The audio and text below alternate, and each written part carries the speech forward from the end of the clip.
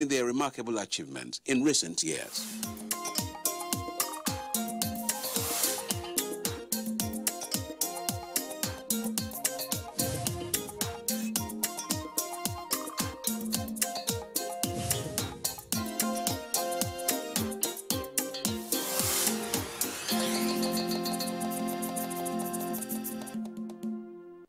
We do not stop smiling or stop enjoying life because we have challenges. As we grow in maturity and wisdom and experience, it's easy to discover that life comes with challenges. It's part of life.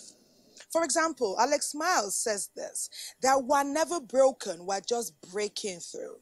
And each person has their own time or period of breaking through.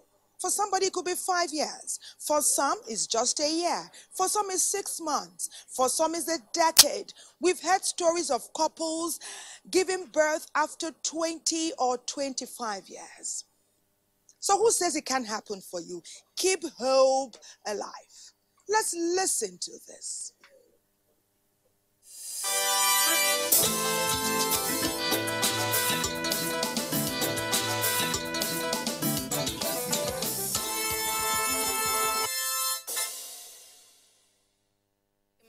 Yes, our lifestyle at times affects our ability to have children, in the sense that some people, they are used to like taking alcohol, like smoking, and at the end it affects their ability to get to have children, to have a child.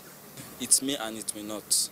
Even those who are not addicted to drugs, those who are living healthy and a good lifestyle, they are looking for children, they are looking for kids, but they can't have one. But even the drug addict who drinks, who smokes, who take all form of harmful substances, he has many children. Our lifestyle affects our ability to have children because our attitude, character, behavior matters a lot.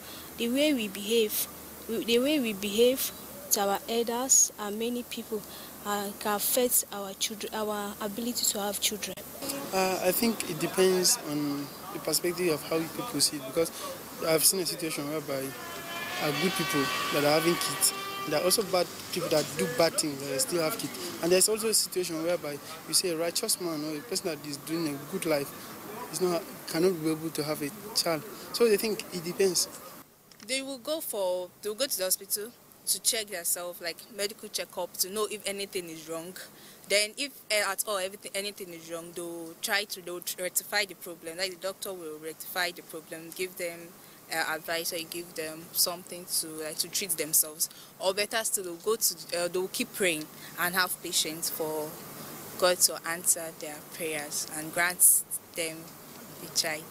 If a couple face challenge in having children, what they need to do to me is, I think they should go into prayer and they should see their personal doctors about it. I think doctor will have a say about it.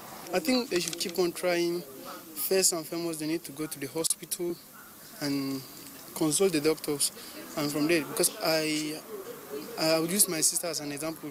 My auntie, after her marriage, she spent like 15 years before having a kid. So I would advise them to keep on trying. As for me, I'll first of all go to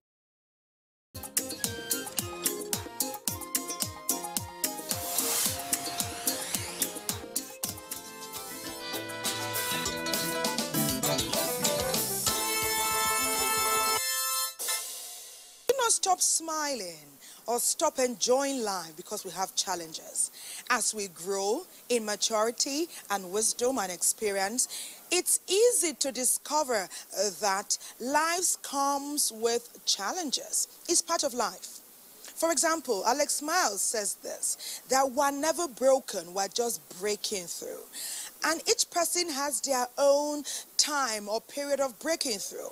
For somebody, it could be 5 years. For some, it's just a year. For some, it's 6 months. For some, it's a decade. We've heard stories of couples giving birth after 20 or 25 years. So who says it can't happen for you? Keep hope alive. Let's listen to this.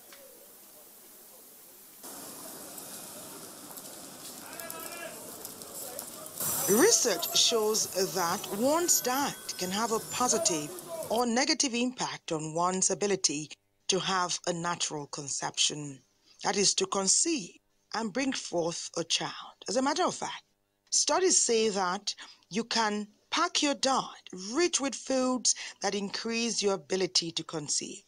Researchers say you cannot control factors like age and genetics, which can be a plus or a minus. But it is in one's best interest to improve diet by eating certain foods and avoiding others to improve ovulatory functions.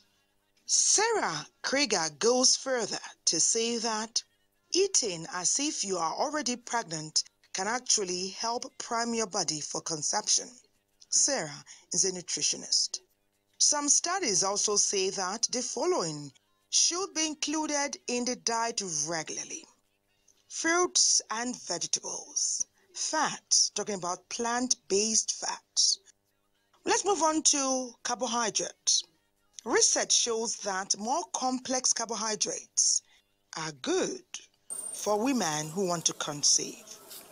Research goes further to say that bad carbs like cookies, cakes, white bread, and white rice are digested swiftly and turn to blood sugar. This blood sugar makes the pancreas release insulin to the bloodstream, and high insulin levels inhibit ovulation, studies continue to say. More of the balanced diet for that woman that wants to conceive naturally.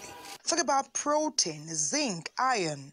Research says that more fish should be eaten: chicken, turkey, pork, and beef trimmed of fat. They also go on to highlight plant protein like beans, nuts, seeds, which they say have healthy fats and are relatively low in calories. Let's move on to dairy. Should one eat dairy when trying to conceive?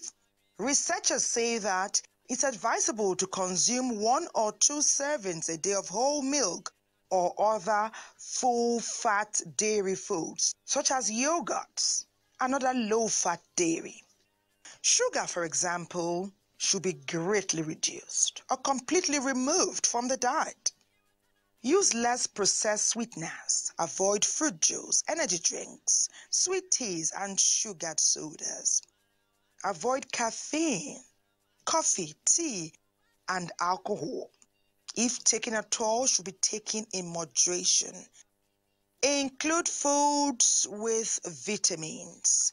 Eat less processed foods. Eat more fresh. Eat more raw. In addition, everyone should form a habit of eating healthy, nutrient-rich, and wholesome meals, whether you're trying to conceive or not. At all ages, good health is desirable.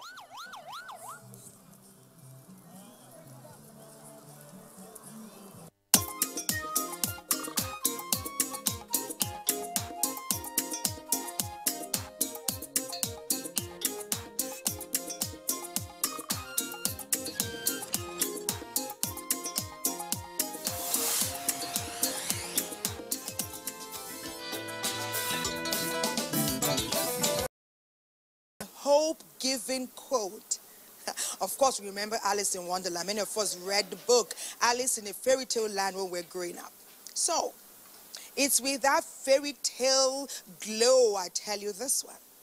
Alice says, "You never run out of options as long as you don't give up on hope." And according to a renowned medical professional and fertility specialist, Dr. Ibrahim Wada, you can improve your options and you can make your own hope. Wow, isn't that intriguing? Well, we'll learn more when we listen to him.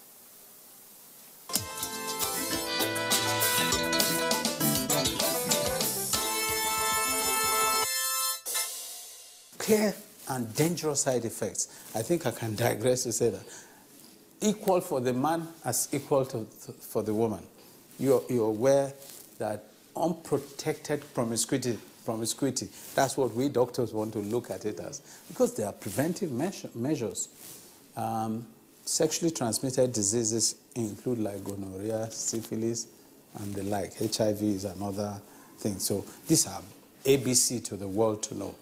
the man with gonorrhea can pay the consequence of infertility. His sperm damage, the testicular damage, and so on. So why take the risk?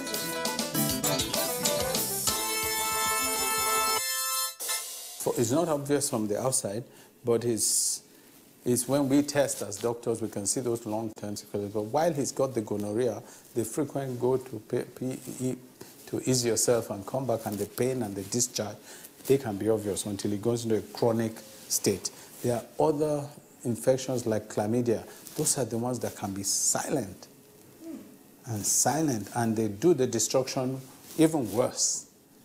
So you find reduction of your fertility. You find, affliction of your prostate gland over a period, and it can be, since it can be prevented, the best way to look at it is prevention. Prevention. Say no or use barrier contraceptives like condoms and so on.